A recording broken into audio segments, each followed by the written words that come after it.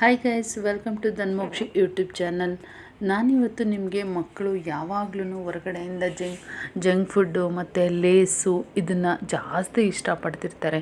ಅವ್ರಿಗೆ ನಾವು ಯಾವ ರೀತಿಯಲ್ಲಿ ನಾವು ಹೆಲ್ತಿ ಫುಡ್ನ ಕೊಡ್ಬೋದು, ಹೆಲ್ತಿ ಸ್ನ್ಯಾಕ್ಸ್ನ ಕೊಡ್ಬೋದು ಅನ್ನೋದನ್ನು ಯೋಚನೆ ಮಾಡಿಕೊಂಡು ನಾನು ಈ ಒಂದು ರೆಸಿಪಿನ ತೊಗೊಬಂದಿದ್ದೀನಿ. ಇದು ನಿಜವಾಗ್ಲೂ ಮಕ್ಕಳಿಗೆ ಒಳ್ಳೆ ನಾವು ಮಕ್ಕಳಿಗೆ ಯಾವುದೇ ಫುಡ್ಡನ್ನು ಕೊಡಬೇಕಾದ್ರೆ ಅವರ ಆರೋಗ್ಯವನ್ನು ನಾವು ಫಸ್ಟು ಗಮನದಲ್ಲಿಟ್ಕೊಂಡು ನಾವು ಫುಡ್ಡನ್ನು ಕೊಡಬೇಕು.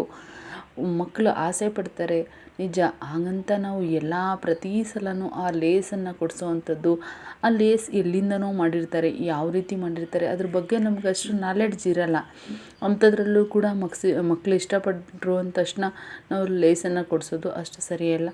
ಅದಕ್ಕಿಂತ ಮನೆಯಲ್ಲಿ ಈ ರೀತಿಯಲ್ಲಿ ಫುಡ್ಡನ್ನು ಒಂದು ಸ್ನ್ಯಾಕ್ಸನ್ನು ರೆಡಿ ಮಾಡಿಟ್ಕೊಳ್ಳಿ. ಅವ್ರು ಬೇಕು ಅಂದಾಗ ಈ ಥರ ಕೊಡಿ.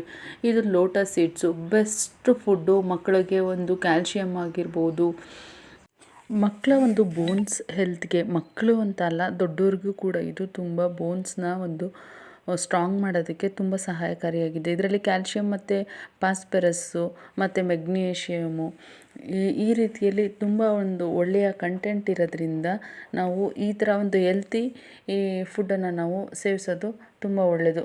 ಜೊತೆಗೆ ಇದರಲ್ಲಿ ಯಾರು ವೆಯ್ಟ್ನ ಮ್ಯಾನೇಜ್ ಮಾಡಬೇಕು ಅಂತ ಇರ್ತಾರೆ, ತೂಕನ ಇಳಿಸ್ಕೋಬೇಕು ಅಂಥವ್ರಿಗೆ ಇದು ಸೂಪರ್ ಆದಂಥ ಫುಡ್ಡು. ಇದರಲ್ಲಿ ಏನಪ್ಪ ಅಂತಂದರೆ ಲೋ ಒಂದು ಕ್ಯಾಲರೀಸ್ ಇರುತ್ತೆ, ಜೊತೆಗೆ ಇದರಲ್ಲಿ ಹೈ ಫೈಬರ್ ಕಂಟೆಂಟ್ ಇರುತ್ತೆ. ಹೈ ಫೈಬರ್ ಕಂಟೆಂಟ್ ಇದ್ದರೆ ನಿಮ್ಮ ತೂಕನ ಇಳಿಸ್ಕೊಳ್ಳೋದಕ್ಕೆ ತುಂಬ ಸಹಾಯವನ್ನು ಮಾಡುತ್ತೆ. ಈ ರೀತಿಯಲ್ಲಿ ಹಲವಾರು ರೀತಿಯಲ್ಲಿ ಈ ಒಂದು ಲೋಟಸ್ ಸೀಡ್ಸು ನಮಗೆ ಉಪಯೋಗಕ್ಕೆ ಬರುತ್ತೆ. ಹಂಗಿದ್ಮೇಲೆ ನಾವು ಮಕ್ಕಳಿಗೆ ಯಾವುದೋ ಹೊರಗಡೆ ಫುಡ್ನ ಕೊಟ್ಟು ಅವರ ಒಂದು ಆರೋಗ್ಯನ ಹಾಳು ಮಾಡೋದಕ್ಕಿಂತ ಇಂಥ ಒಂದು ಒಳ್ಳೆಯ ಫುಡ್ಡನ್ನು ಕೊಡೋದ್ರಿಂದ ನಾವು ಆರೋಗ್ಯವನ್ನು ಕಾಪಾಡ್ಬೋದು. ಇದನ್ನು ಯಾವ ರೀತಿಯಲ್ಲಿ ಮಾಡ್ಬೋದು, ಯಾವ ರೀತಿಯಲ್ಲಿ ಮಕ್ಕಳಿಗೆ ರುಚಿಕರವಾಗಿ ಕೊಡ್ಬೋದು ಅನ್ನೋದನ್ನು ನೋಡೋಣ. ಫಸ್ಟು ನಾನು ಇದಕ್ಕೆ ಒಂದು ಸ್ವಲ್ಪ ಆಯಿಲ್ ಹಾಕಿದ್ದೀನಿ. ಆಯಿಲ್ ಜೊತೆಗೆ ಸ್ವಲ್ಪ ಸಾಸಿವೆನ ಹಾಕ್ಕೊಂಡಿದ್ದೀನಿ. ಅದಾದ ನಂತರ ಇದಕ್ಕೆ ನಾನು ಒಂದು ಸ್ವಲ್ಪ ಒಣಮೆಣ್ಸಿನ್ಕಾಯಿನ ಹಾಕ್ಕೊಂಡಿದ್ದೀನಿ. ಒಣಮೆಣ್ಸಿನ್ಕಾಯಿನ ಹಾಕ್ಕೊಂಡು ಸ್ವಲ್ಪ ಅದು ಗರಿ ಗರಿ ಆದಮೇಲೆ ಕರಿಬೇವಿನ ಸೊಪ್ಪು, ಜೊತೆಗೆ ಇದಕ್ಕೆ ನಾನು ಸ್ವಲ್ಪ ಚಿಲ್ಲಿ ಪೌಡರನ್ನು ಹಾಕ್ಕೊಂಡಿದ್ದೀನಿ. ನಾನಿಲ್ಲಿ ಯಾವುದನ್ನು ಹೊರಗಡೆಯಿಂದ ತರಲ್ಲ, ನಾನು ಒಣಮೆಣ್ಸಿನ್ಕಾಯಿ ಪುಡಿನ ನಾನು ಮನೆಯಲ್ಲೇ ಮಾಡ್ಕೊಂಡಿರ್ತೀನಿ, ಅದನ್ನೇ ನಾನು ಹಾಕ್ತೀನಿ. ಜೊತೆಗೆ ಇಲ್ಲಿ ಗುಡ್ ಲೈಫ್ ಅಂತೇಳ್ಬಿಟ್ಟು ಇಲ್ಲಿ ಲೋಟಸ್ ಸೀಡ್ಸ್ದು ನಾನು ರಿಲಯನ್ಸಲ್ಲಿ ತೊಗೊಂಡು ಬಂದಿದ್ದೆ. ಇದನ್ನು ನಾನು ಹಾಕಿರೋವಂಥದ್ದು ನೋಡಿ. ಈ ರೀತಿಯಲ್ಲಿ ನಾವು ಅದನ್ನ ಫ್ರೈ ಮಾಡಿಬಿಟ್ಟು ಮಕ್ಕಳಿಗೆ ಕೊಡೋದ್ರಿಂದ ಮಕ್ಕಳ ಒಂದು ಆರೋಗ್ಯದಲ್ಲಿ ಯಾವ ರೀತಿಯಾದಂಥ ವ್ಯತ್ಯಾಸ ಆಗೋಲ್ಲ. ಅದ್ರ ಏನಪ್ಪ ಅಂತಂದರೆ ಒಳ್ಳೆ ಹೆಲ್ದಿ ಫುಡ್ಡನ್ನು ನಾವು ಕೊಡ್ತಾಯಿದ್ದೀವಿ ಅಂತ ಸಮಾಧಾನವಾಗಿರ್ಬೋದು.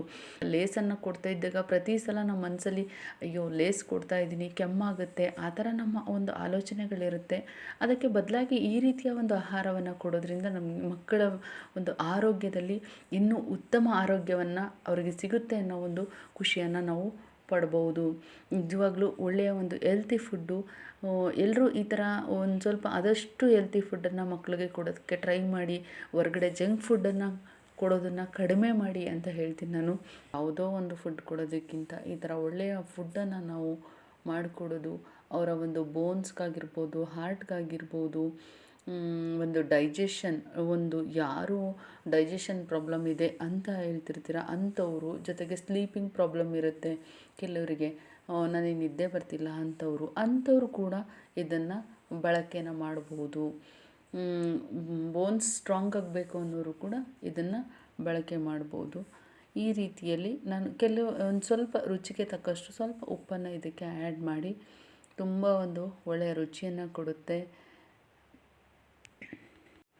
ಇದನ್ನು ಶುಗರ್ ಪೇಷಂಟ್ಗಳು ಕೂಡ ಇದನ್ನು ಹೆಚ್ಚಾಗಿ ಬಳಸೋದ್ರಿಂದ ಯಾವುದೇ ರೀತಿಯಲ್ಲಿ ಪ್ರಾಬ್ಲಮ್ ಬರಲ್ಲ. ಯಾಕೆಂದರೆ ಅವ್ರಿಗೆ ಸ್ವಲ್ಪ ಬೋನ್ಸ್ ಪ್ರಾಬ್ಲಮ್ಸ್ಗಳು ಬರ್ತಾ ಇರುತ್ತೆ. ಅಂಥವ್ರು ಕೂಡ ಇದನ್ನು ಹೆಚ್ಚಾಗಿ ಬಳಸೋದ್ರಿಂದ ಕೂಡ ಅವ್ರಿಗೂ ಕೂಡ ಒಂದು ಒಳ್ಳೆಯ ಒಂದು ಆರೋಗ್ಯ ಸಿಗುತ್ತೆ.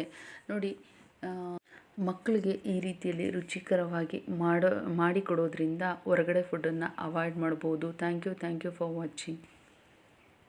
ಪ್ಲೀಸ್ ಎಲ್ಲರೂ ಚಾನಲ್ನ ಸಬ್ಸ್ಕ್ರೈಬ್ ಮಾಡ್ಕೊಂಡು ಚಾನಲ್ನ ವಾಚ್ ಮಾಡಿ. ಪ್ಲೀಸ್ ಎಲ್ಲರೂ ಸಪೋರ್ಟ್ ಮಾಡಿ. Thank you for watching.